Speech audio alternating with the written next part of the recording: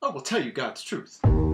God's truth about myself. I am son to some very wealthy people, but sadly, they're all gone now. Uh, well, um, actually, I'm just a reviewer.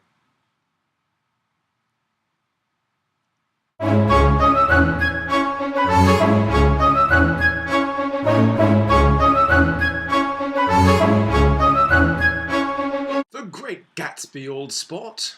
So, The Great Gatsby stars Tobey Maguire, Leonardo DiCaprio, and Carey Mulligan. And surprisingly enough, Carey Mulligan was actually in Doctor Who. If you haven't seen Doctor Who, that's okay, but she was in it in a well-known episode called Blink. Apparently, the Weeping Angels didn't want her anymore and transported her back to the 1920s, meeting Leonardo DiCaprio, and thus we have our movie.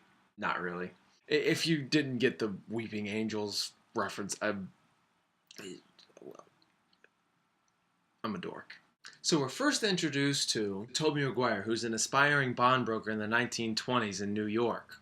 When he's in New York, he reestablishes his friendship with his cousin, Daisy, played by Carey Mulligan, and her husband, Tom Buchanan, played by Joel Egerton. While Nick Carraway is getting to know his cousin a little bit more and his buddy Tom, he keeps hearing about Gatsby. He has no idea who Gatsby is, but he keeps hearing about him, doesn't know who he is, hears about these luscious parties that Gatsby throws, and he's next door neighbors with the guy. Until one day he actually gets an invitation from Gatsby. That has never happened before. Nick Carraway goes over to Gatsby's house, he attends the party, and there Gatsby and Carraway meet. From there, they get themselves caught in the dramas of Gatsby and his hopes and dreams and aspirations. Be completely honest, it kind of goes like this.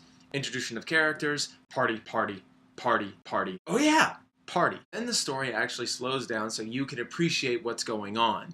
It gives you all sorts of things. It gives you a love triangle, love relationships of all the different kinds, past histories and past relationships, and there's inner desires and wants and needs. And it's really just this really big romance between this person and that person, this person and that person, how this person feels about this person and this person feels about that person. And actually, all to be serious here, Nick Carraway just kind of blends into the background. It's just a little misplacing here of who are we really watching here? I mean, the movie's called The Great Gatsby, and we see Gatsby probably about 45 minutes into the film. And then we watch him go through all his stuff, but yet we're watching this through the perspective of Nick Carraway's eyes.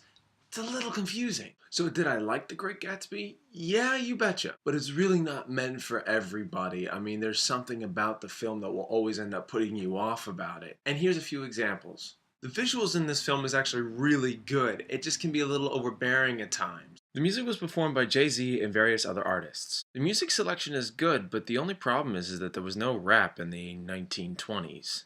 But in the end, I will say that The Great Gatsby is very good.